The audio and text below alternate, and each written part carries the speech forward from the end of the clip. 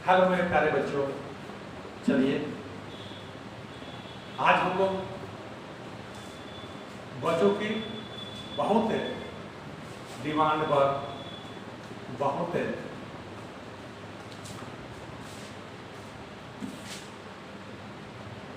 आग्रह पर आज हम लोग 12वीं मैथ का एक टॉपिक, बहुत ही अच्छी टॉपिक हम शुरू करने वाले हैं।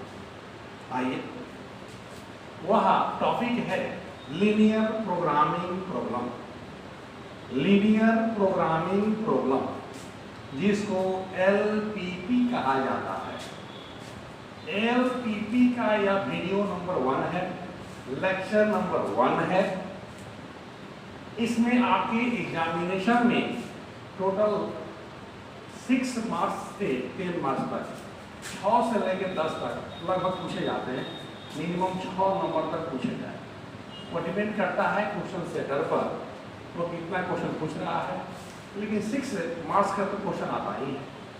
इसके प्रॉब्लम बहुत बड़े होते हैं, देखने पर डर लगता है, लेकिन डरने की आवश्यकता बिल्कुल नहीं है।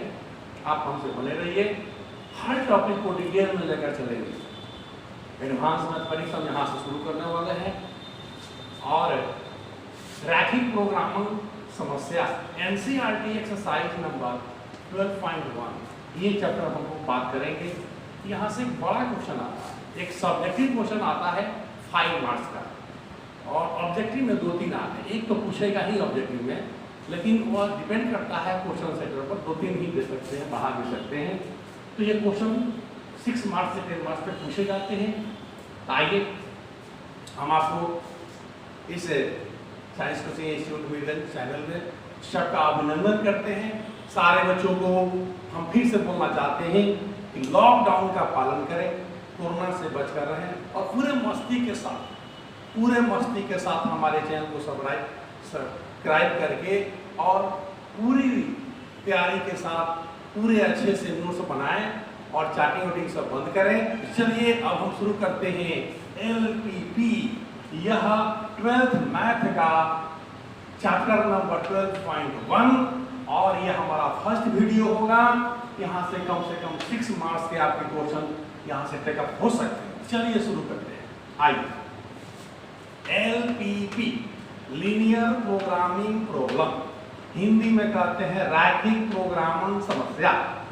LPP के 2 पार्ट्स होते हैं।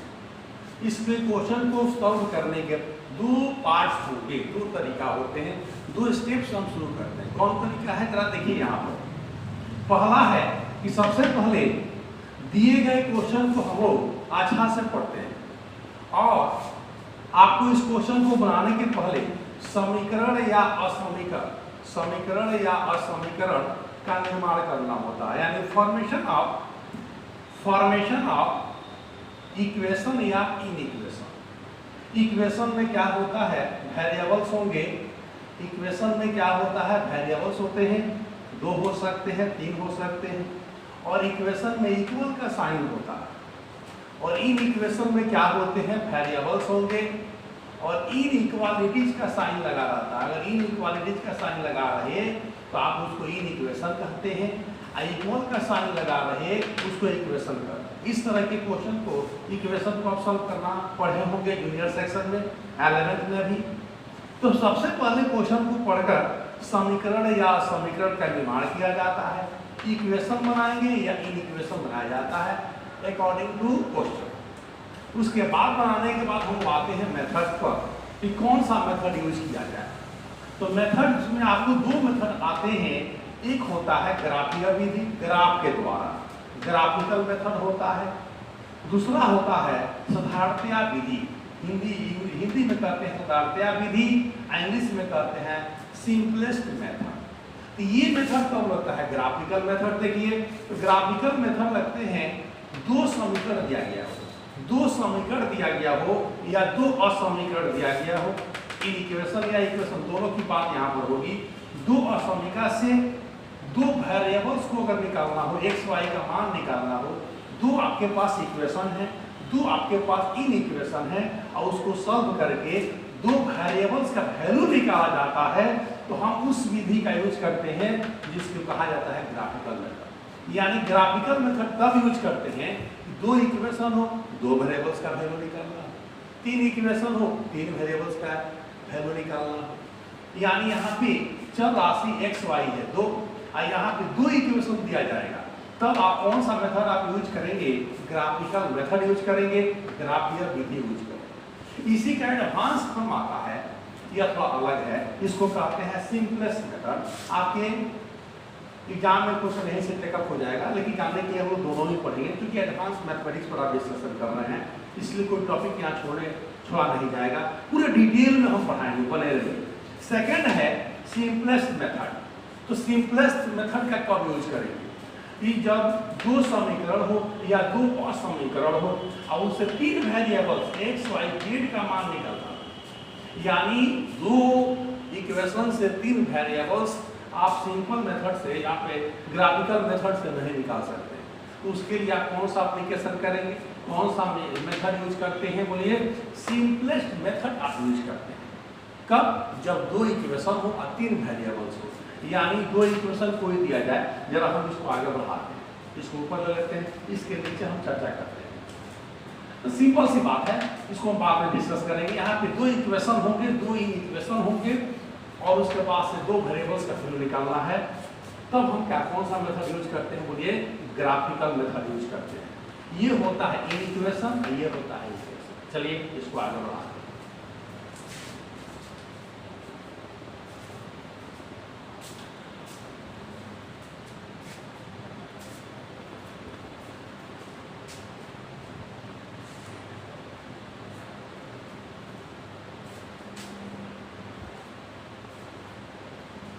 एक्सरसाइज 12.1 में आपको इक्वेशन दिया रहेगा, 12.1 में दिया रहेगा, ये स्टेप आपको नहीं करना, लेकिन 12.2 में अब चलेंगे तो ये भी करना होगा, ये भी करना होगा। 12.1 चैप्टर में यह दिया रहेगा, इन इक्वेशन दिया रहेगा और आपको ग्राफिकल मेथड से क्या करना होगा? सॉल्व करना होगा। तो हम ये कैसे बनाएंगे वो डिमांड पर डिपेंड करता है। तो चलिए पहले हम इस पर बात करते हैं, यह क्या होता है, फिर हम ग्राफिकल मेथड जाएंगे, उसको पढ़ते हैं। चलिए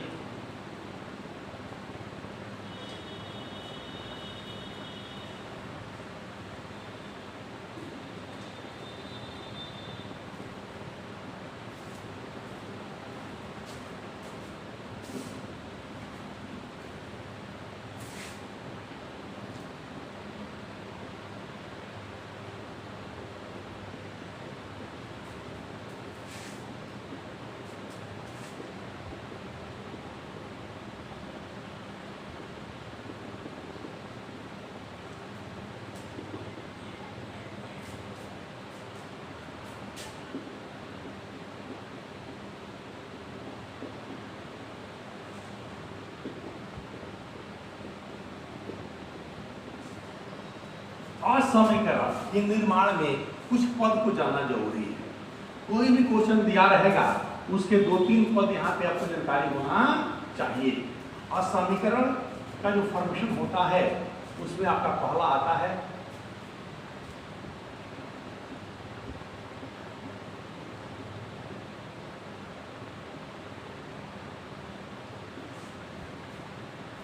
जनरल फॉर्म ऑफ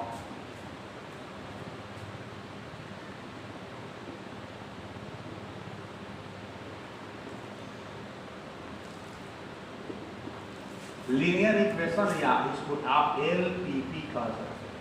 ये देखिए,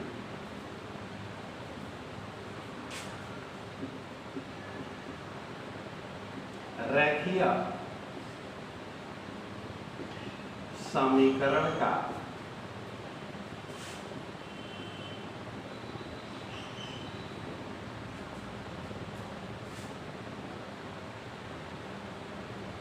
सामान्य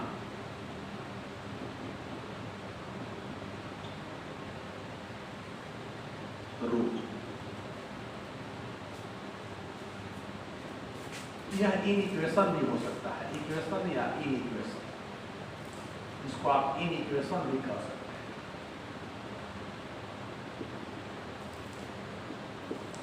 वह साइन पर डिपेंड करता है। जैसे मान लीजिए आपको दिया जाए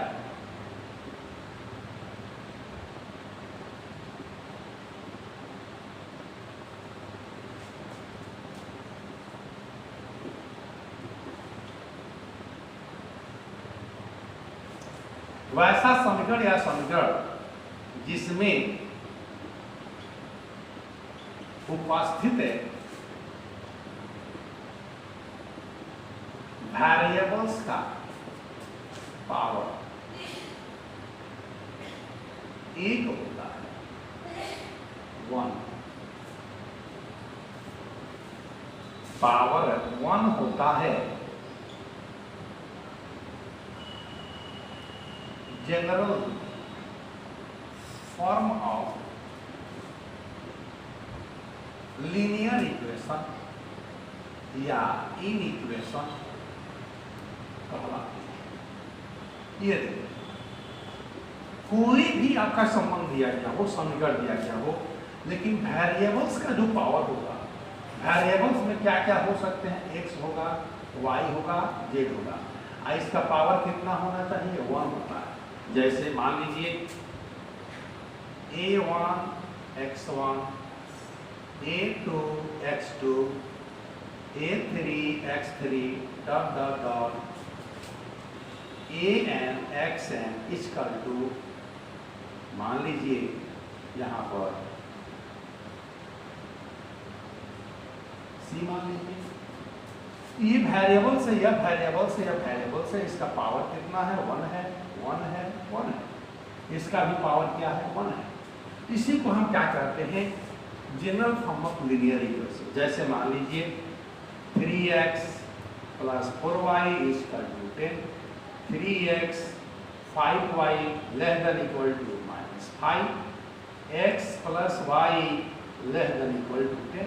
यहाँ पर जो भी वेरिएबल्स आप देख रहे हैं सबका पावर कितना है, 1 है। यही कहलाता है general form of linear equation. तो रेखीय का मतलब क्या हुआ, तो सिंपल सी बात है, ये 1 डिग्री का इक्वेशन, इसको कहते हैं 1 डिग्री इक्वेशन कहते हैं। इसका ग्राफ आप खींचेंगे, इसका ग्राफ जब आप खींचते हैं तो रेखीय मिलता है, एक रेखा में मिलता है, इसलिए यहाँ पर रेखीय टर्म का उपयोग किया जाता है। जैसे देखिए, इसको देखें, फॉर्मेशन ऑफ इन इक्वेशन या इक्वेशन पर बात कर रहे हैं। इसका पहला क्रम जानने वाली बात है general form of linear equation. एक बार फिर से बात करते हैं एलपीपी, रेखीय समीकरण का सामान्य रूप, यानी कोई भी वेरिएबल्स हो, कोई भी संबंध हो चर और अचर राशि में, तो वेरिएबल्स का चर राशि का पावर कितना होना चाहिए, 1 होना चाहिए। तो वह असमिका या समिका क्या कहलाती है, general form of linear equation कहलाती है, general form of linear equation कहलाती है। आइए इसको कंटिन्यू करते हैं। यह रेखीय क्यों होता है, यह रैखिक क्यों होता है, इसलिए होता है, हम इसका ग्राफ खींचेंगे, ग्राफ खींचने के बाद यह रैखीय प्राप्त होता है। देखिए कैसे,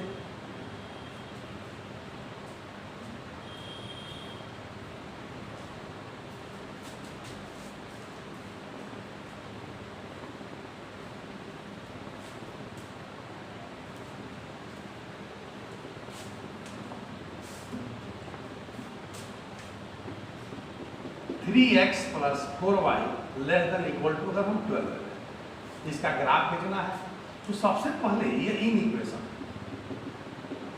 यह क्या है, इन इक्वेशन,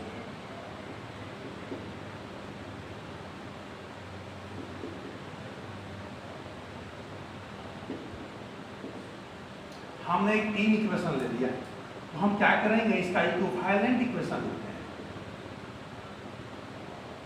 इक्विवेलेंट इक्वेशन लिखेंगे, संगत समीकरण इसको कहा जाता है। यानी यहां इक्वल का साइन आ जाएगा, 3x plus 4y equal to 12।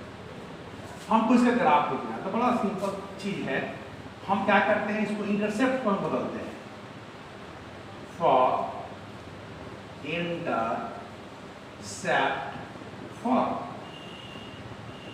Intercept form यह कोऑर्डिनेट ज्योमेट्री का एक फॉर्म होता है। जैसे यहाँ 12 है इसको दो तरफ हम 12 से डिवाइड कर देते हैं, यानी कि x बाई ए का फॉर्म होगा, y बाई बी का फॉर्म होगा, और ये आ जाता है 1। यानी सिंपल सी बात है, 3x plus 4y equal to 12 है। 12 से भाग देंगे, डिवाइडिंग जितना यहाँ कांस्टेंट होगा उसे दो तरफ भाग देता है, डिवाइडिंग बोथ साइड्स बाई 12। दोनों तरफ 12 से हम भाग दे देते हैं। ये देखिए 3x plus 4y is equal to 12, इधर भी 12 होगा, इधर भी 12 से हम भाग दे दिए। जितना यहाँ क्वेश्चन होगा उससे भाग देकर हम यहाँ 1 ला देते हैं। इसको दो भागों में आप बांटोगे, ये देखो कितना हो जाएगा, 1 हो जाएगा। ये कट जाएंगे 4 टाइम्स, ये कट जाएंगे 3 times, x upon 4 y upon 3। इसको इंटरसेप्ट बदल देते हैं। अब देखिए यहाँ दो पॉइंट्स मिलेंगे, एक पॉइंट होगा x पर जिसका y कोऑर्डिनेट 0 होगा, एक पॉइंट मिलेगा y पर जिसका x कोऑर्डिनेट 0 होगा। अब हम इसका ग्राफ खींच सकते हैं, यानी यहाँ पे दो पॉइंट्स मिल सकते हैं, x के नीचे क्या है 4, तो हम x इंटरसेप्ट ले लेंगे 4, यानी x एक्सिस के लिए पॉइंट क्या हो जाएंगे, देखिए ये है 4 और 0। अब फॉर y एक्सिस के लिए पॉइंट यहाँ पर हम क्या लेंगे, ये y एक्सिस पर होगा, यहाँ x 0 ले लेंगे, ये देखिए इक्विवेलेंट का साइन देंगे और ये होगा 0 3। अब इसका हम ग्राफ खींचते हैं, देख लीजिए ग्राफ कैसा आएगा, ध्यान से देने वाली बात है। ये देखिए x एक्सिस होगा, ये y एक्सिस होगा, ये 0 होगा। यह x एक्सिस है, इस पर y का मान क्या होता है 0, ये y एक्सिस है, इस पर x का मान क्या होता है 0। तो दो पॉइंट्स आपको दिखाए गए हैं, x इंटरसेप्ट कितना है 4, तो यहाँ से हम 4 पर आ जाएंगे, ये पॉइंट मान लेते हैं, कुछ दूरी मान लेते हैं, वो ग्राफ पेपर को दिखाएगा, इसको हम मान लिए 4, और y के नीचे क्या है 3, y एक्सिस पर क्या लेंगे 3 पॉइंट्स ले लेंगे, यहाँ पे ये पॉइंट मान लेते हैं कि 3 है, और इसी को मिलाकर खींचते हैं। इस प्रकार यह ग्राफ मिल जाता है, और ये ग्राफ किसका होगा देखने वाली बात है। तो 3x plus 4y equal to 12। ये ग्राफ कैसा मिला बोलिए, रेखीय मिल गया। इसलिए कोई भी वेरिएबल्स दिया गया हो किसी इक्वेशन में, अगर पावर 1 होता है तो उसको हम लोग कहते हैं, उस फॉर्म को क्या कहेंगे बोलिए, हम लोग 1 डिग्री इक्वेशन कहते हैं। और उसका जब ग्राफ खींचते हैं तो रेखा में मिलता है, इसलिए रेखीय टर्म यहाँ यूज किया गया है। क्या यूज किया गया है बोलिए, रेखीय टर्म यूज किया गया है। यानी जब भी पावर 1 हो इसका ग्राफ क्या मिलता है, स्ट्रेट लाइन मिलता है। और ग्राफ खींचने के यही तरीका होगा, हम इंटरसेप्ट फॉर्म में लाएंगे। यहाँ पर आपको x, ये है x पर जो पॉइंट मिला 4 0, y का जो पॉइंट बोला 3 0, इसको कहते हैं x इंटरसेप्ट, इसको कहते हैं y इंटरसेप्ट, इसको कहते हैं x अंतःखंड, इसको कहते हैं y अंतःखंड। x अक्ष पर जो ग्राफ काटती है यह दूरी होता है x इंटरसेप्ट, ये कहलाता है y इंटरसेप्ट। ये टर्म रहा आपका फॉर्मेशन ऑफ इन इक्वेशन में। आप सीखे हैं जनरल फॉर्म कैसे होता है, और ये 1 डिग्री होता है, और इसको हम डिस्कस कर लिए, इसके ग्राफ पर डिस्कस कर लिए। General form of linear equation से देखते हुए हम लोग इक्वेशन को सॉल्व कर दिए, इन इक्वेशन को सॉल्व कर दिए। और बात है कि ये तो इक्वेशन का हुआ, इसके दो पार्ट्स बन जाते हैं, एक अप वाला एक डाउन वाला। ये होता है ओरिजिन। अगर कोई कह दे इसको सॉल्व कीजिए, ये इक्वेशन दिया गया है, इसका सॉल्यूशन किधर मिलेगा, इसका सॉल्यूशन किधर मिलेगा, तो हम क्या करते हैं, इस ग्राफ के दो भाग हैं, एक ऊपर वाला एक नीचे वाला।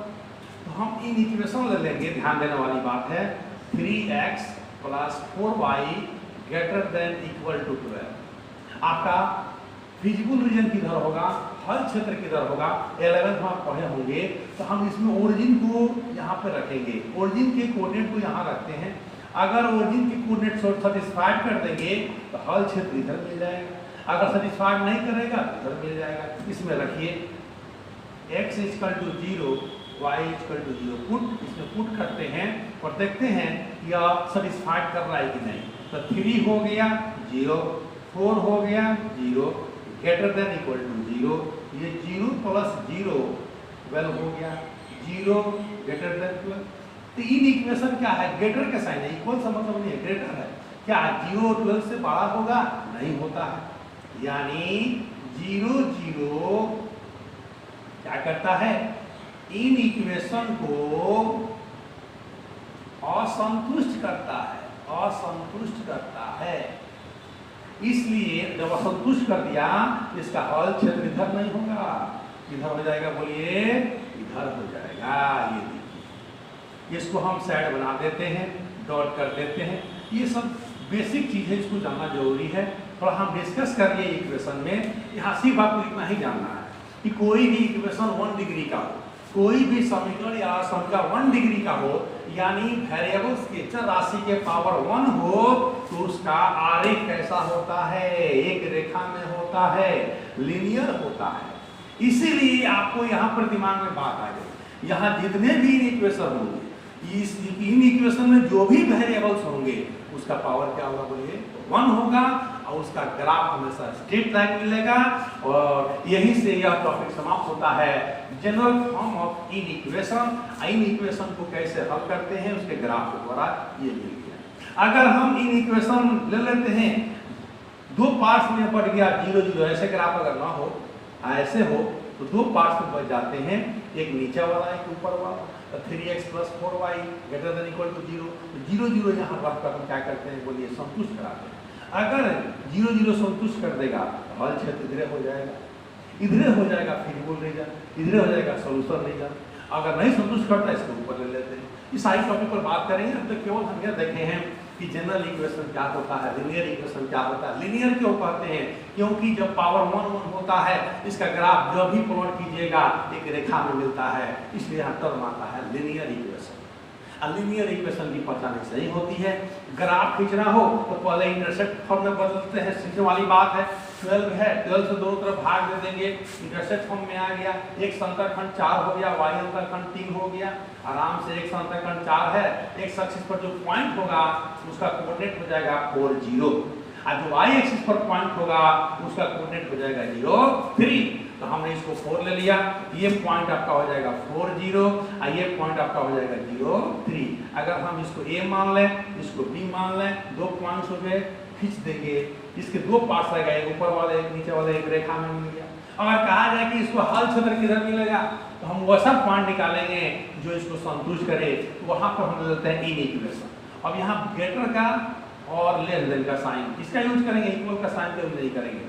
यह दो भागों में बांटा, एक तरफ क्या है, ओरिजिन है, इसको ओरिजिन कहते हैं। 0 0 है, x y का मान 0 0 रखते हैं, पुट x = 0 y = 0। यहाँ देखिए कि 0 12 से बड़ा नहीं हो सकता है, यानी ये इस रेखा के एक तरफ है, ये संतुष्ट नहीं कर रहा है। इसका हल क्षेत्र क्या होगा, बोलिए इसका फिर रीजन किधर होगा, दूसरी तरफ हो जाएगा। ये बेसिक चीज है। तो पहला टर्म आप जान गए कि जनरल लीनियर इक्वेशन किस प्रकार होता है। अब हम सेकंड पॉइंट जानने जा रहे हैं।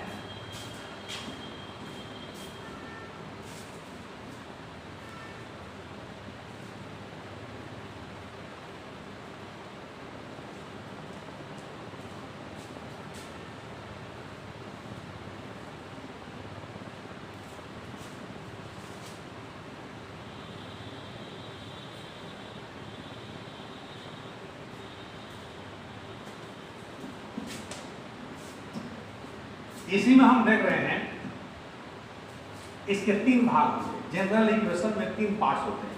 कौन कौन पार्ट्स होता है, देखिए। एक होता है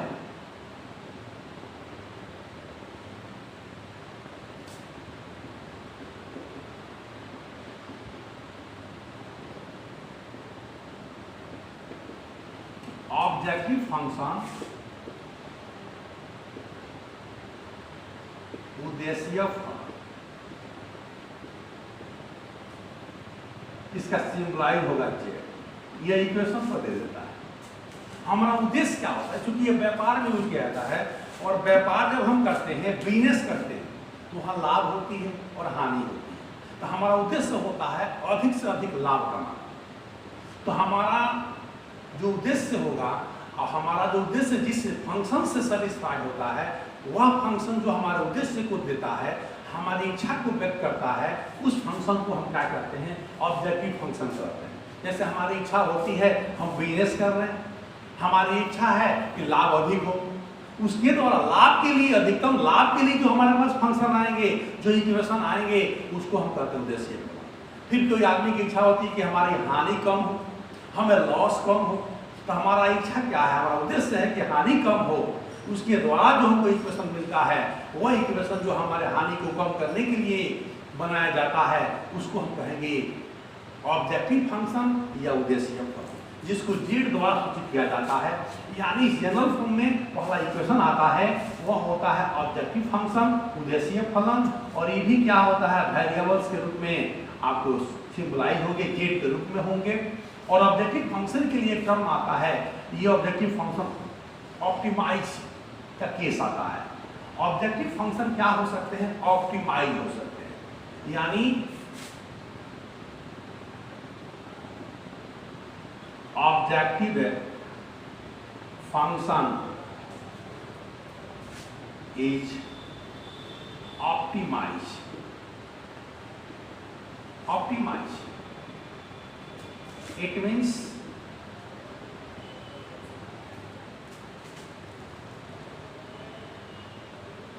value of z is maximum,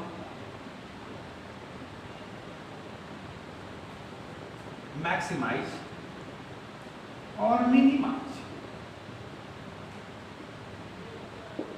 यानी ये जेड का वैल्यू दिया रहेगा क्वेश्चन में, इसका ऑप्टिमाइज केस आते हैं। इसके ऑप्टिमाइज केस में दो केस आएंगे, या तो मैक्सिमाइज या मिनिमाइज। या तो आपका लाभ अधिक हो सकता है, लाभ का अगर फंक्शन दिया जाए तो लाभ अधिक हो जाएंगे, तो वहां पे कौन सा केस आ जाएगा, ऑप्टिमाइज का केस आ जाएगा, मैक्सिमाइज। अगर हानि का ये इक्वेशन हो, उस कंडीशन में आप चाहेंगे कि हानि कम हो, उस कंडीशन में आपका जेड का वैल्यू क्या आ जाएगा, बोलिए मिनिमाइज। यानी ऑब्जेक्टिव फंक्शन में क्या होते हैं, दो केस आते हैं, मैक्सिमाइज और मिनिमाइज। और यह इक्वेशन देता है, इसे जेड द्वारा सूचित करते हैं, Z equal to 3x plus 10y, sorry 3x plus 10y एक इक्वेशन है। और ये जेड क्या हो सकते हैं, अधिक हो सकते हैं, ये जेड क्या हो सकते हैं, कम हो सकते हैं। ऑप्टिमाइज के केस में दो केस आते हैं, मैक्सिमाइज और मिनिमाइज। जैसे क्वेश्चन हो गया उसके अनुसार किया जाता है। क्लियर हो गया। दूसरा पार्ट आते हैं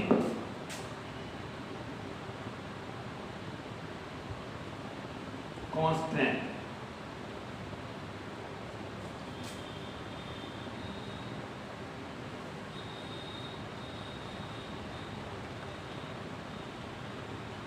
व्यवरोध हिंदी में कहते हैं व्यवरोध।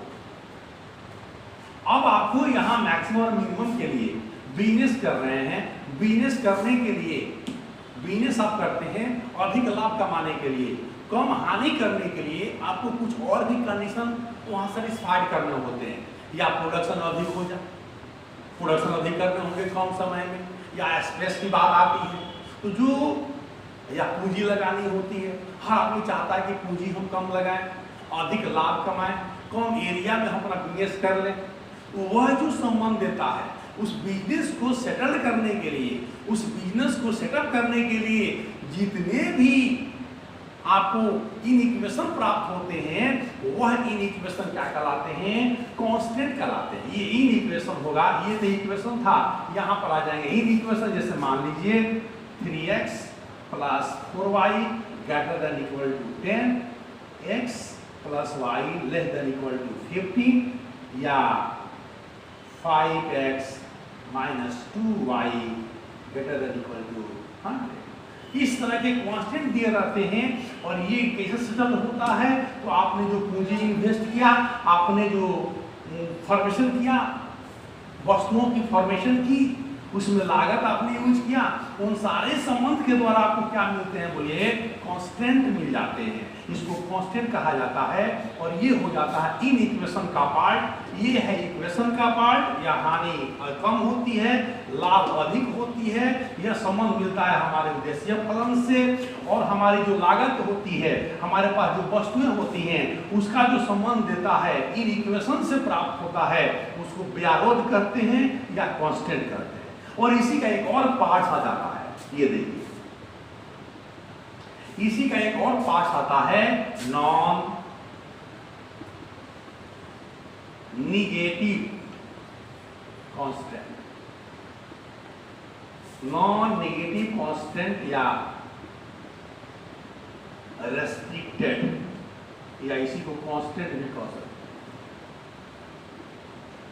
हैं। ये अब आपने यहां पे वस्तुओं की संख्या को x और y मान सकते हैं, तो जो वस्तुओं की संख्या होगी या जो आप मनी यूज कर रहे हैं, रुपया यूज कर रहे हैं, वह कभी भी नेगेटिव में नहीं होता है, हमेशा पॉजिटिव होता है।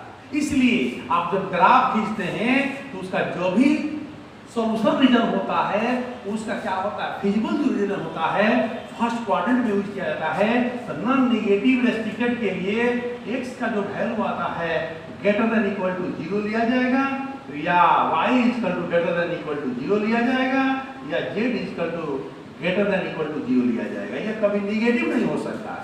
और इस कंडीशन से एक बात आपको हमेशा मिल जाती है, यह x एक्सिस है, यह y एक्सिस है, ओरिजिन है। यह बतला रहा है कि आपका हल क्षेत्र, आपकी जो भी वेरिएबल्स के वैल्यू आएंगे वह किस क्वाड्रेंट में आने चाहिए, आपका फर्स्ट क्वाड्रेंट में आना चाहिए। इस पर ध्यान देने वाली बात, फर्स्ट क्वाड्रेंट यानी कभी भी x क्या होगा, निगेटिव नहीं लिया जाएगा यहाँ, और y कभी भी निगेटिव नहीं हो सकता। और फर्स्ट क्वाड्रेंट में x और y का वैल्यू हमेशा क्या होते हैं, वो ये पॉजिटिव होते हैं। इस कंडीशन से इसको हम कहते हैं नॉन नेगेटिव रेस्ट्रिक्टेड। इस कंडीशन से यह ज्ञात होता है कि हमारा जो भी फिजिबल रीजन आ जाएगा ग्राफ के द्वारा, हमारा जो भी हल क्षेत्र आ जाएगा, उसको सेकंड, थर्ड, फोर्थ में नहीं लेंगे। जब भी लेना होगा, ये देखिए ये भी ले सकते हैं, ये एक्स वाई एक्सिस में लिया जाएगा, इधर लेंगे, इस पर लेंगे, इस पर लेंगे, इधर नहीं हो सकता, इधर नहीं हो सकता, इधर नहीं हो सकता। ये नॉन नेगेटिव रेस्ट्रिक्टेड के द्वारा हमें प्राप्त होता है। यानी एक्स वाई का वैल्यू, जेड का वैल्यू कभी भी निगेटिव आप नहीं ले सकते हैं। क्यों? क्योंकि व्यापार करते वक्त कोई भी वस्तु निगेटिव नहीं होती। ये पुराने जमाने की बात है, आज हम कंप्यूटर से बहुत इजीली वे में सॉल्व कर लेते हैं, लेकिन इसको पढ़ना पड़ेगा क्योंकि सिलेबस में दिया गया है। ये हुई 3 बात, इसको जानना जरूरी है। यह इक्वेशन हो गया। यह इक्वेशन से यह क्या होता है, ऑप्टिमाइज केस आते हैं जिसके 2 वैल्यू होंगे, मैक्सिमाइज और मिनिमाइज, अधिकतमीकरण और न्यूनतमीकरण। इसका हिंदी होता है अधिकतमीकरण, अधिकतमीकरण। इसका हिंदी होता है न्यूनतमीकरण। तो न्यूनतम क्या हो सकता है? तो न्यूनतम हो सकता है कि आप पूंजी कम लगा दें, हो सकता है हानि कम। तो जब हानि और पूंजी की बात आती है, जो कम आप यूज करना चाहेंगे क्योंकि आपका उसका भाड़ा ज्यादा देना पड़ेगा, तो उस कंडीशन में अगर आती है बात तो मिनिमाइज की बात आएगी। लाभ की बात आती है तो हमेशा अधिकतमीकरण की बात आती है। कोई भी व्यक्ति अधिक लाभ कमाना चाहता है तो वहाँ मैक्सिमाइज की बात आती है। वो डिपेंड करता है क्वेश्चन। तो पहला आता है इक्वेशन का, दूसरा आ जाता है कांस्टेंट का। आप जो भी यहाँ पे यूज करते हैं बिजनेस करने के लिए, कुर्सी खरीदे, टेबल खरीदे, आप पंखा खरीदे, सामान का यूज किए, कितनी संख्या में आप खरीदेंगे, उसके द्वारा जो इन इक्वेशन मिलता है, उसके द्वारा जो समीकरण मिलता है, उसको हम कहते हैं कांस्टेंट। और तीसरा पार्ट आता है नॉन नेगेटिव रेस्ट्रिक्टेड, यानी यहाँ पे जो भी ग्राफ के द्वारा आप हल निकालेंगे, वहाँ जो वेरिएबल्स का वैल्यू आएगा, एक्स वाई का जो मान आएगा वो 0 हो सकता है या धनात्मक संख्या होगा, निगेटिव कहीं नहीं, कभी नहीं हो सकता। क्लियर हो गया? अब हम यहाँ पे 2-3 पॉइंट्स डालेंगे इसी के आधार पर, इसी पॉइंट के आधार पर 2-3 पॉइंट्स हम समझने वाले हैं। तो चलिए इसको आगे करते हैं। ये ए का पार्ट हुआ, ए का पार्ट से खत्म हुआ। ये एक पॉइंट ए है, ये दूसरा पॉइंट है, ये तीसरा पॉइंट। तो पहला पार्ट अभी चल रहा है जिसमें हम देखते हैं जनरल इक्वेशन।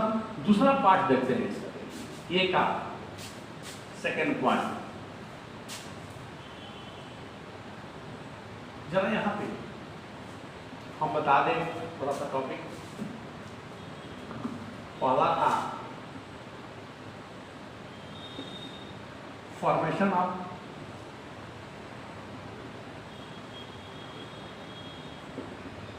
इन इक्वेशन, यह ए नंबर था। इसमें एक पहला पॉइंट हम देख चुके हैं, जनरल लीनियर इक्वेशन। इक्वेशन या LPP, general linear equation of LPP पर बात किए थे। दूसरा टर्म आ जाता है यहाँ पे सॉल्यूशन पर। दो तीन टर्म यहाँ पर हम देखने वाले हैं।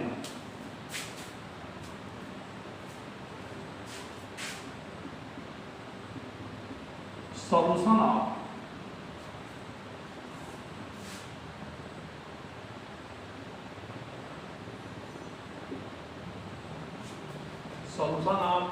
इक्वेशन कह सकते हैं या एलपीपी कह सकते हैं।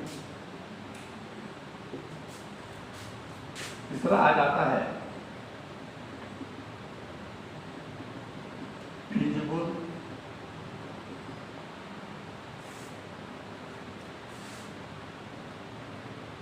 सॉल्यूशन कह सकते हैं।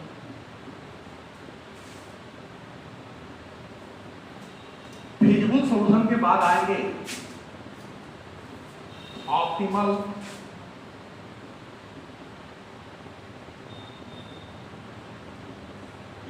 Feasible solution.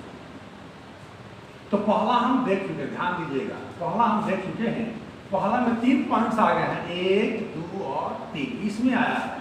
अब हम देखने वाले हैं solution of equation in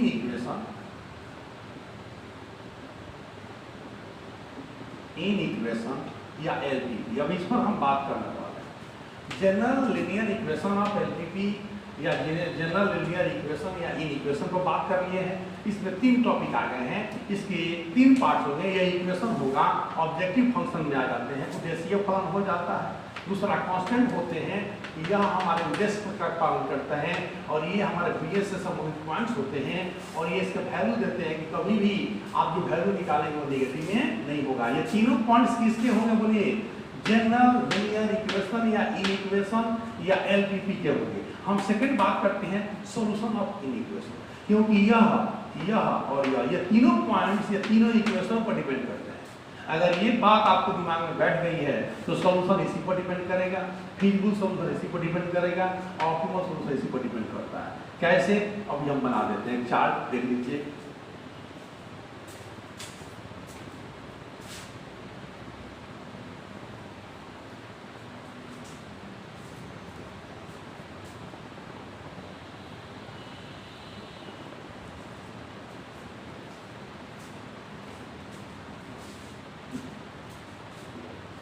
formation of in equation का पहला हम देख चुके हैं। इसके 3 पार्ट्स देखा गया था।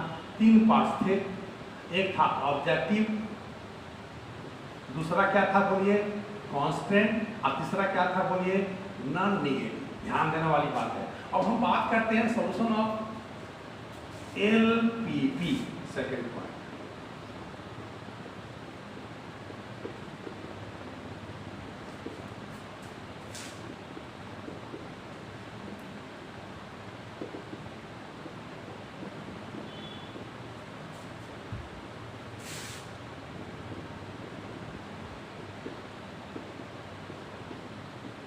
एलपीपी का हल यह होता क्या है?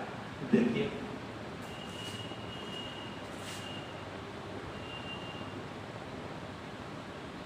The value of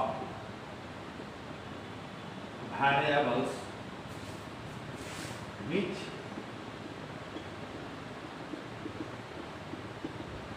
satisfy the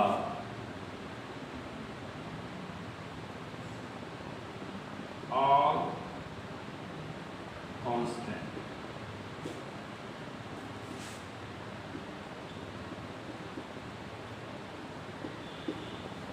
called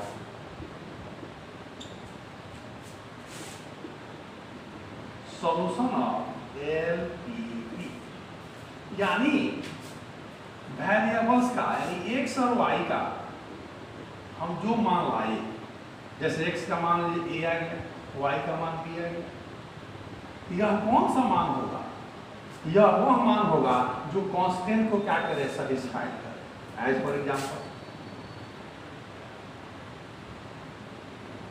constant ले लेते हैं 3x + 4y < 12। चलिए हम इसका इक्वेशन बना दें।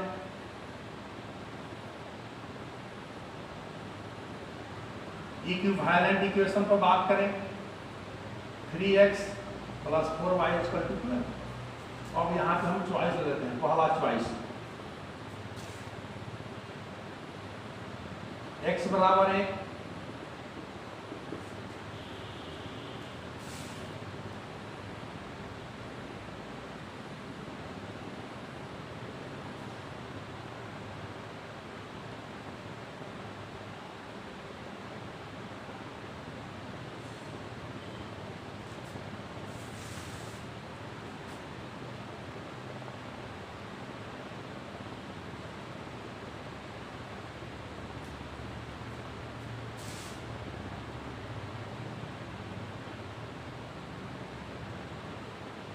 y = 9/4, b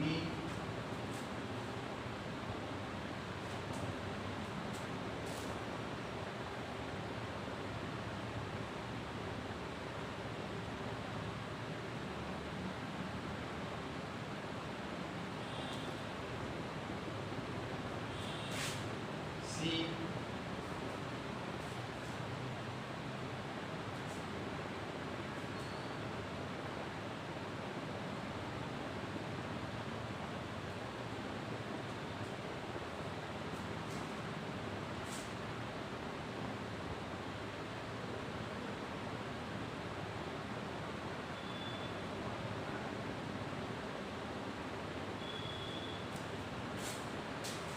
ये कांस्टेंट है, इसको हमने हल किया। इसमें देखना है कौन सा वैल्यू इसको संतुष्ट करता है। जैसे x बराबर 1 है, y बराबर 4 है, इसमें से कौन सा वैल्यू है जो सॉल्यूशन ऑफ इन इक्वेशन कहलाएगा। आइए ये ILPP कहलाएगा, इसमें रख कर देखते हैं। ऐसे रखिए,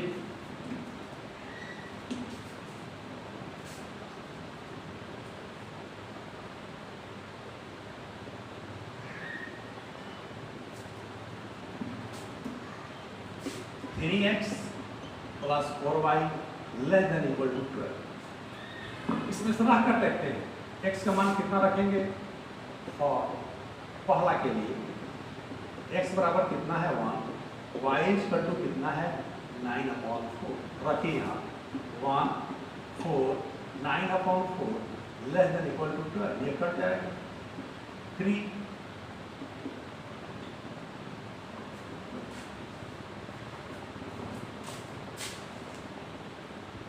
9 रखिए,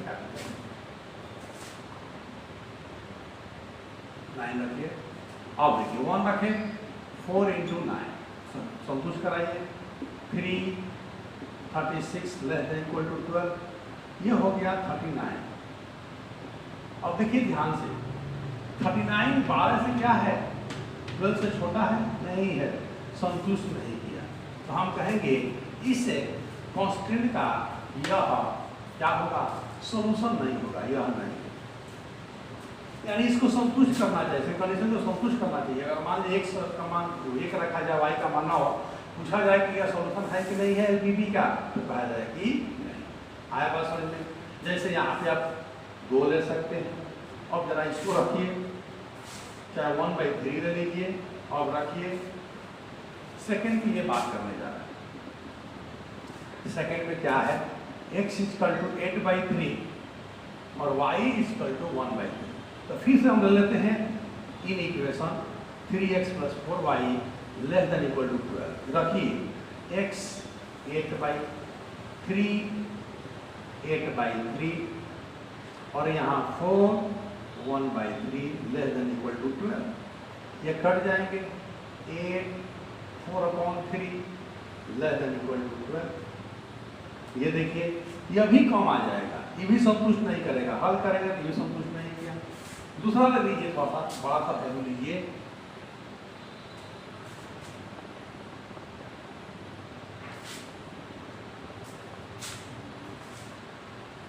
यहाँ मान निकालिए पहले, ये देखिए क्या आ जाएगा, 8 4/3 < = 12। एलसीएम हो जाएगा 3 24, या इनको भाग दीजिए इसको। ये देखिए 8 + 1.3 < = 12। ये 9.3 होगा लेस देन इक्वल टू 12। ये संतुष्ट कर रहा है क्योंकि 9.3 12 से क्या है, छोटा है। ये संतुष्ट कर रहा है, यानी यह क्या होगा, इसका हल हो जाएगा, सॉल्यूशन ऑफ इन इक्वेशन कराएगा। तो कहता है कि the value of variables which satisfied the all constant, जितने कांस्टेंट दिए गए हैं वेरिएबल्स का, चर राशि का वह मान जो कांस्टेंट को क्या करता हो, बोलिए संतुष्ट करता हो, उसको हम लोग क्या कहते हैं, बोलिए उसे एलपीपी का सॉल्यूशन कहा जाता है। ये संतुष्ट नहीं किया, यह नहीं होगा, लेकिन यह संतुष्ट किया, यह हो जाएगा। बोलिए मेरे प्यारे बच्चों, हम माइनस में भी ले सकते हैं, जैसे आप -2 रखिए, y = 8 रखिए, रख कर देखिए। तीसरा केस,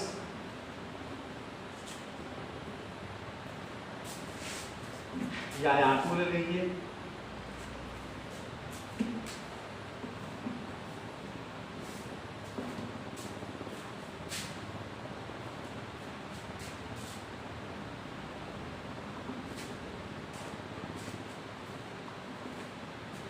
तीसरा चॉइस हमने लिया है x बराबर -2, y बराबर 2। क्या रखिए यहाँ पर 3x + 4y less than equal to क्या होगा, बोलिए 12 हो जाएगा। x का मान रखिए -2, 3 × -2 और 4 × 2 लेस देन इक्वल टू 12। ये क्या हो जाएंगे, बोलिए -6 + 8 लेस देन इक्वल टू 12। ये माइनस करेंगे तो 2 लेस देन इक्वल टू 12। 2 12 से छोटा, इक्वल का साइन नहीं, ये छोटा बड़ा का साइन को बात करते हैं। 2 छोटा है, बिल्कुल है, यानी ये वैल्यू क्या कर रहा है, इन इक्वेशन को संतुष्ट कर रहा है, इसीलिए यह भी हो जाएगा। बहुत सारे मान निकलेंगे, प्लस में निकलेंगे, माइनस में निकलेंगे, यानी सिंपल सी बात है। चर राशि का वह मान, चर राशि का वह मान जो व्यारोध को संतुष्ट करता है, जो कांस्टेंट को संतुष्ट करता है, वह क्या कहलाता है, बोलिए वह एलपीपी का सॉल्यूशन कहलाता है, इन इक्वेशन का सॉल्यूशन कहलाता है। और समझ में आया कि नहीं आया? यह प्लस में भी हो सकता है और माइनस में भी हो सकता है। क्लियर हो गया? चलिए सेकेंड पॉइंट अभी आप देखे थे,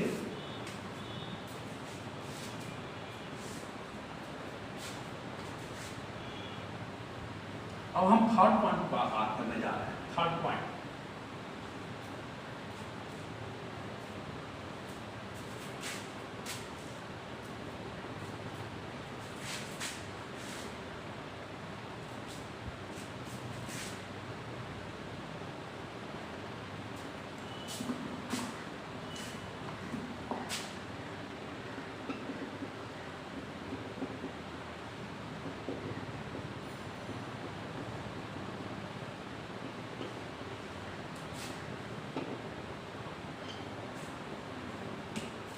feasible solution of LPP। feasible solution, feasible solution इसका क्या होगा? कहता है the value of variables, the value of variables, चर राशि का मान, the value of variables which satisfy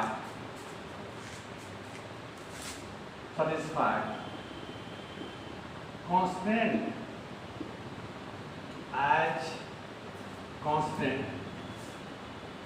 as well as non-negative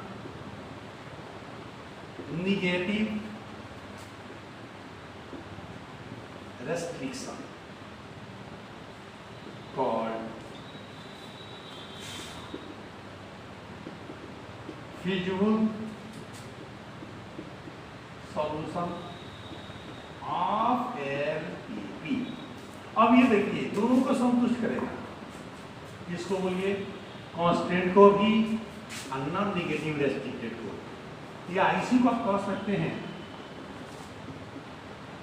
the value of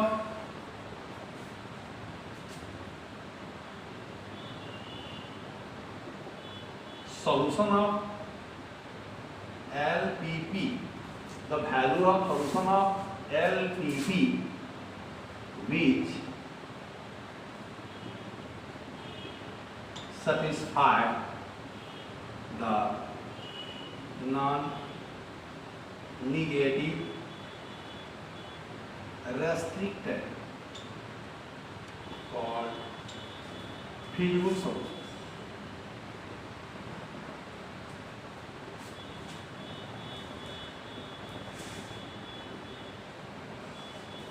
ये देखिए, अभी आप निकाले थे, ये सब क्या था, दोनों क्या थे बोलिए, ये दोनों सॉल्यूशन थे एलपीपी का, सेट थे, solution of set, solution of set 8/3 1/3 और ये थे -2 और 2, ये इसका सॉल्यूशन था। एलपीपी का सॉल्यूशन वो देख चुके हैं, बोलिए सॉल्यूशन ऑफ एलपीपी 2 को मिला था।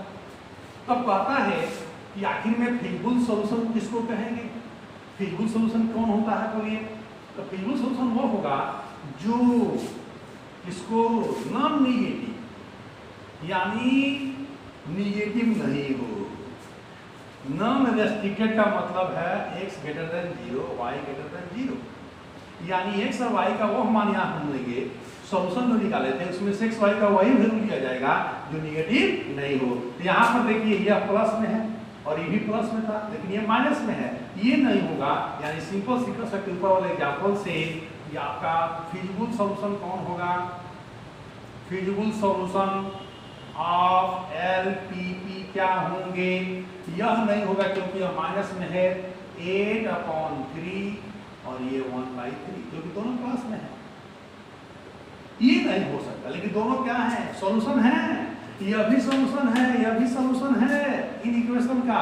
लेकिन फिजिबल सॉल्यूशन की बात होगी तो वह x और y हमेशा क्या लिया जाएगा बोलिए, पॉजिटिव लिया जाएगा, नेगेटिव नहीं लिया जाएगा, यानी यह फिजिबल है, ये संभव है। यानी इसका एक ही होगा फिजिबल सॉल्यूशन। यहाँ पे बहुत सारे होंगे, प्लस वाले सारे लिए जाएंगे, जितने भी प्लस वाले पॉइंट मिल जाए, x y का वैल्यू मिल जाए, उसको कहा जाता है फिजिबल सॉल्यूशन ऑफ एलपीपी। आप समझ में आया, क्लियर है।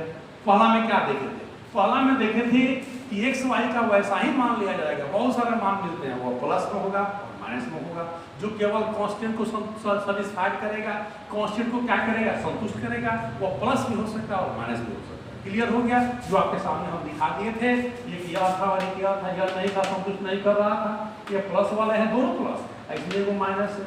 अब आता है फिजिबल सॉल्यूशन ऑफ एलपीपी क्या होता है, इसमें क्या होते हैं, नॉन नेगेटिव रेस्ट्रिक्टेड, 3 पार्ट दिखाए गए थे। पहला क्या था बोलिए, पहला फंक्शन दिखाए थे, पहला केस में आपको याद होगा ऑब्जेक्टिव फंक्शन उद्देश्य फलन, दूसरा था कांस्टेंट व्यारोध, और तीसरा क्या था नॉन नेगेटिव, नेगेटिव रहित quantity x greater than 0 y greater than 0, negative नहीं होना चाहिए। 3 पॉइंट दिखाए गए थे पहला पॉइंट में, जनरल इक्वेशन में दिखाए थे। तो वैसा x y का वैल्यू जो सेकंड वाले को संतुष्ट करे, यानी कांस्टेंट को संतुष्ट करे, वह क्या होता है, सॉल्यूशन कहलाता है। वैसा x y का वैल्यू जो सेकंड यानी कांस्टेंट को संतुष्ट करता ही है, नॉन नेगेटिव रेस्ट्रिक्शन को भी संतुष्ट करे, वह क्या हो जाता है बोलिए, फिजिबल सॉल्यूशन कहलाता है। और इसका फिजिबल सॉल्यूशन एलपीपी का क्या होगा, यहाँ 8/3 1/3 क्योंकि यह भी प्लस और ये भी प्लस है। एक और पॉइंट यहाँ पर आ जाते हैं, आपको दिखाया गया था तीसरा चौथा पॉइंट, जो तीनों को संतुष्ट करेगा, ये देखिए जो तीनों को संतुष्ट करेगा। आइए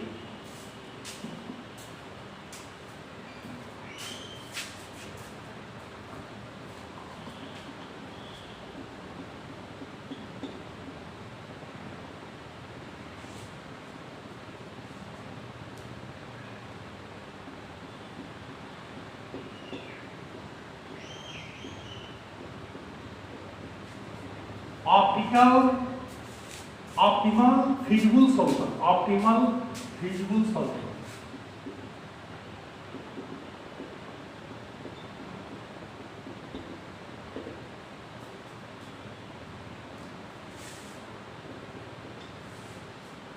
ऑप्टिमल फिजिबल सॉल्यूशन क्या होगा, यह तीनों कंडीशन को संतुष्ट करेगा।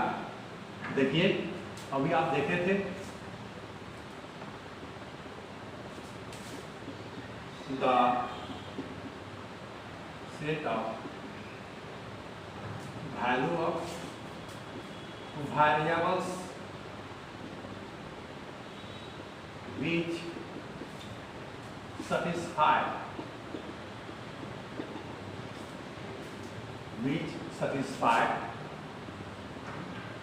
constant non-negative restriction and objective function called optimal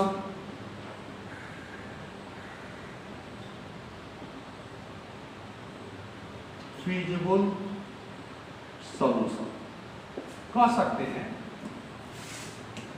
चर का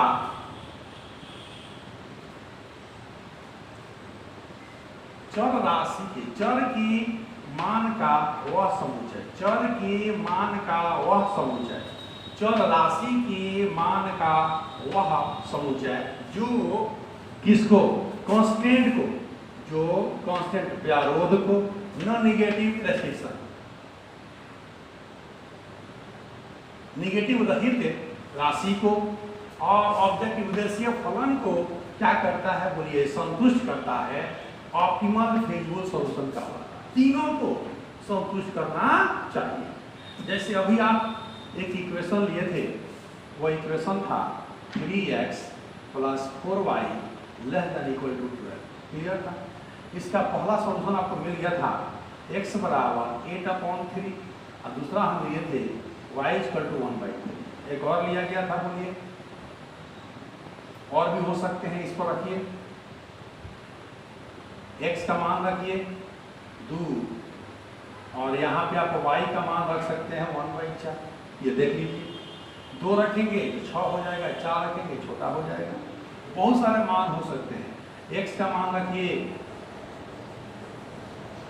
x का मान आप ले सकते हैं 3 और y का मान आप ले सकते हैं 1/4। यहाँ पर रख कर देख लीजिए, ये संतुष्ट करेगा। ये सब क्या है, ध्यान देने वाली बात है, ये सब फिजिबल सॉल्यूशन है। क्या है? फिजिबल सॉल्यूशन है। क्यों? क्योंकि सब प्लस में है। बोलिए सब प्लस में है कि नहीं है? माइनस में कोई नहीं है। अब कहता है कि ऑप्टिमल फिजिबल कौन होगा। तो यहाँ पर आपको दिया रहेगा, वो जेड का वैल्यू दिया रहेगा, जेड का मान दिया रहेगा x + y और यहाँ दिया रहेगा मिनिमम। मान लीजिए x + y, इसको भी संतुष्ट करना चाहिए। यहाँ पर देखिए कौन को पॉइंट मिला है। पहला में देखिए पॉइंट यहाँ पर आपका आ जाएगा 8, 3, 1/3। यहाँ पे कौन सा पॉइंट आ जाएगा, ध्यान से देखिए 2 और 1/4। यहाँ पे कौन सा पॉइंट आ जाएगा 3 और 1/4। लेकिन अब कहता है कि ऑप्टिमल फिजिबल पॉइंट कौन होगा। यहाँ पे आपको एक चार्ट बनाना होगा, यहाँ पे पॉइंट्स लिखने होंगे और यहाँ पे जेड का वैल्यू लिखना होगा x + y और यह क्या है, मिनिमम है, मिनिमम होना चाहिए। तो चलिए पहला पॉइंट क्या है 8/3 और दूसरा है 1/3। यही बाद में कॉर्नर पॉइंट हो जाएगा। और यहाँ पर सेकंड में क्या है 2, 1/4, ध्यान दीजिए। और उसके बाद क्या है 3, 1/4। अब हम इसको यहाँ रखेंगे, इसको इसमें रखिए, यहाँ रखेंगे 8/3 + 1/3 ऐड कीजिए 9/3, यह 3 हो जाएगा। फिर यहाँ पर इसी में रखेंगे जेड के मान में, तो रखिए x का मान 2, y का मान 1/4। एलसीएम लेकर निकालेंगे 4, 8 + 1 9/4, ये 2.5 के आसपास आ जाएंगे। देख लीजिए 2.25 आ जाएंगे। फिर यहाँ मान रखिए 3 + 1/4, ये 3 हो जाएगा और ये हो जाएगा +0.25 और ये हो जाएंगे 3.25। अब कहता है कि मिनिमम वैल्यू तो सब आए, हम जेड के मान में रखे x y का मान कौन फिजिबल सॉल्यूशन जो प्राप्त हुआ था यहाँ पे सबको रखें जेड में, लेकिन मिनिमम होना चाहिए कम से कम। सब में देखेंगे कम से कम कौन वैल्यू है, तो मान रखने पर 2.25 आ गया, यानी यह मिनिमम है। तो हम कहेंगे इसका हल क्या हो जाएगा, इसका वैल्यू क्या होगा, बोलिए ऑप्टिमल फिजिबल पॉइंट OFS, यानी इसका वैल्यू हो जाएगा ऑप्टिमल फिजिबल सॉल्यूशन क्या होगा, इसका ऑप्टिमल फिजिबल सॉल्यूशन हो जाएगा कौन, मिनिमम वाला ये पॉइंट हो जाएगा 2/1/4, यही हो जाएगा आपका ऑप्टिमल फिजिबल सॉल्यूशन। फिर से देखिए, पहला पॉइंट था सॉल्यूशन ऑफ एलपी, तो जो भी कांस्टेंट दिया गया है उसमें एक्स वाई जो वैल्यू था उसका प्लस वाला माइनस वाला सारे वैल्यू लिए जाएंगे जो उसको संतुष्ट करे, तो वह होता है उसका सॉल्यूशन, वह प्लस भी होगा और माइनस भी होगा। दूसरा हम देखे थे, आपको मालूम होगा फिजिबल सॉल्यूशन, तो फिजिबल सॉल्यूशन कौन होता है, जो पॉजिटिव होता है, निगेटिव नहीं होता, जितने भी प्लस वैल्यू हैं वह सब हो जाते हैं फिजिबल सॉल्यूशन। और तीसरा होता है बोलिए ऑप्टिमल फिजिबल सॉल्यूशन, तो सभी आप वह मान लिया जाएगा जो तीनों को, यानी आपको ऑब्जेक्टिव कांस्टेंट को भी संतुष्ट करे, नन निगेटिव पार्ट्स को भी संतुष्ट करे, और तीसरा क्या होता है बोलिए उद्देश्य फंक्शन होता है, ऑब्जेक्टिव फंक्शन को भी संतुष्ट करे, तीनों को संतुष्ट करे, तो वह वैल्यू होता है ऑप्टिमल फिजिबल सॉल्यूशन। क्लियर हो गया। आइए इन तीनों पार्ट्स को हम डायग्राम से समझते हैं, इतना हमने मेहनत किया, शॉर्टकट में कैसे देखेंगे। देख लीजिए, ये सारे टर्म हो गए, बेसिक टर्म हो गए, लेकिन हमने आपको बहुत सारी बातें यहाँ बता दी। सेकेंड वीडियो में 100% क्लियर हो जाएगा, ग्राफिकल मेथड पर चर्चा करेंगे। यहाँ देखिए बेसिक कंसेप्ट है, इंस्ट्रक्शन है यह, यहाँ पर आइए इसको अभी हम समझा दें।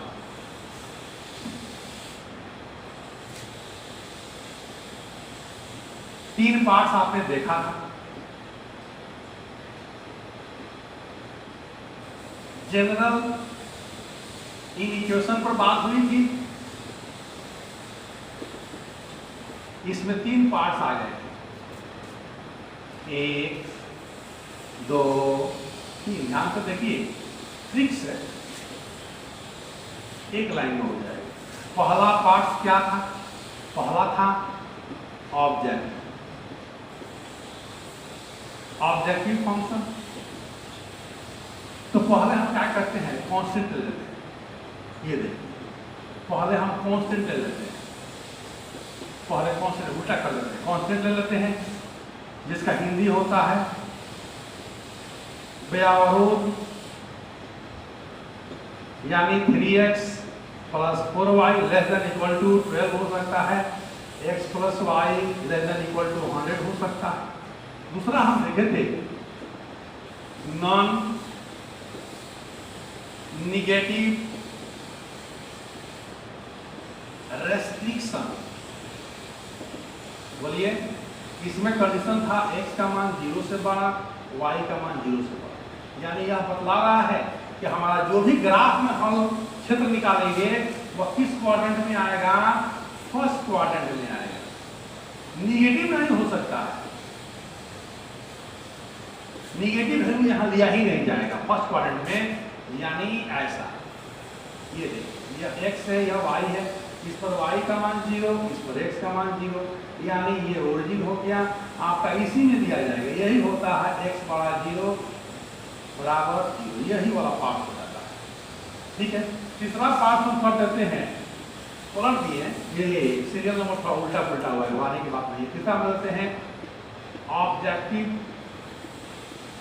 फंक्शन,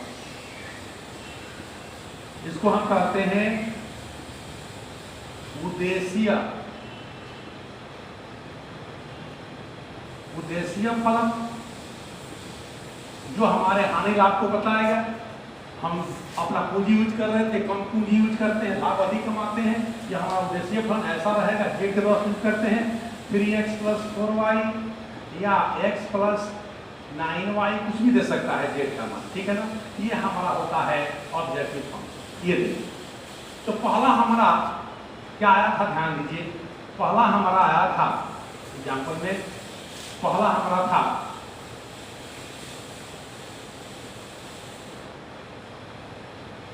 सॉल्यूशन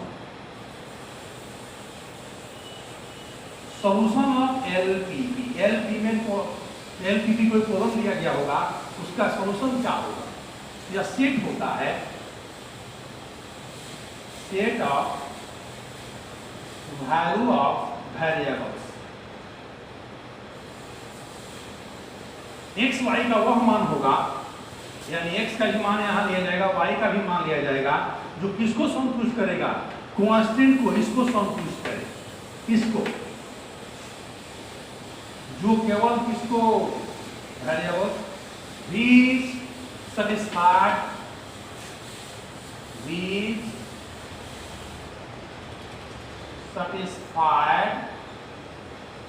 only constant, केवल इसको जो संतुष्ट करेगा, यानी इसको संतुष्ट करने वाले वैल्यू जो भी होंगे वह क्या कहलाते हैं? बोलिए, सॉल्यूशन ऑफ एलपीपी कहलाते हैं। ये समझ में आया? और ये क्या हो सकते हैं? ये पॉजिटिव भी हो सकते हैं, ये पॉजिटिव वैल्यू भी होगा और निगेटिव वैल्यू भी होगा, ये दोनों होगा। क्लियर हुआ? ये पॉजिटिव भी हो सकते हैं और निगेटिव भी हो सकते हैं, जो इसको संतुष्ट करे। क्लियर हो गया? दूसरा हम देखे थे, यहां पर आइए, दूसरा सॉल्यूशन हम क्या देखे थे? यहां पर आ जाइए। सेकेंड सॉल्यूशन था feasible solution of LPP.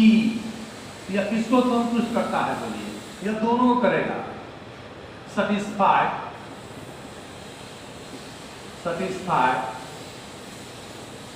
constant plus non negative restriction. देखिए, यानी यहां पर जो एक्स और वाई का वैल्यू हम सेट में लेंगे, यह ऑलवेज पॉजिटिव होगा, always positive,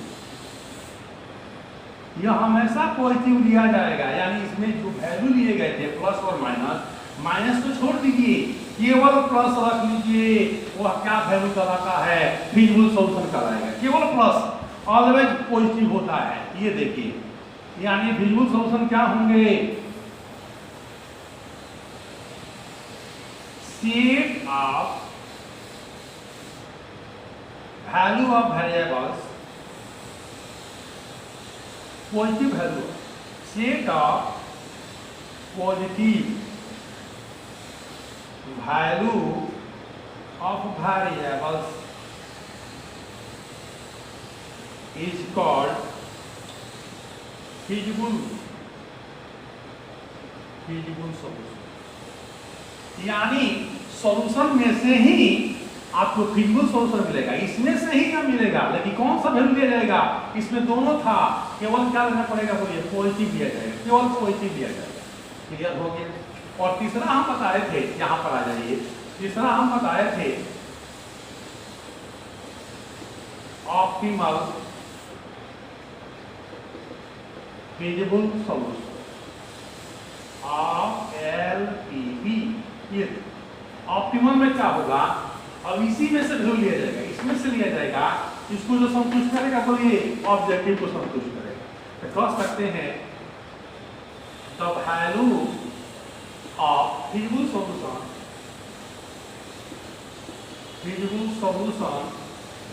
which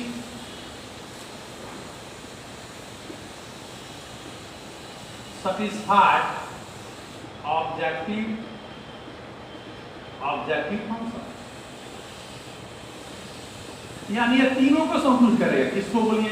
constant, non negative और ऑब्जेक्टिव, तीनों को संतुष्ट करेगा, तो वह हो जाता है बोलिए ऑप्टिमल सॉल्यूशन। ध्यान से देखिए, केवल इसको जो संतुष्ट करेगा सॉल्यूशन ऑफ एलपीपी, ये दोनों को जो संतुष्ट करेगा फिजिबल सॉल्यूशन ऑफ एलपीपी, और जो तीनों को संतुष्ट करेगा optimal feasible solution of LPP कहलाता है। एकदम ये बेसिक टॉपिक है, इतना एकदम जानकारी होना चाहिए, ये बहुत ही महत्वपूर्ण पॉइंट है। तुरंत हम सेकंड वीडियो यहाँ पर अपलोड करने वाले हैं, बने रहिए, पूरा मस्ती में पढ़िए, कहीं कोई दिक्कत होने वाला नहीं है।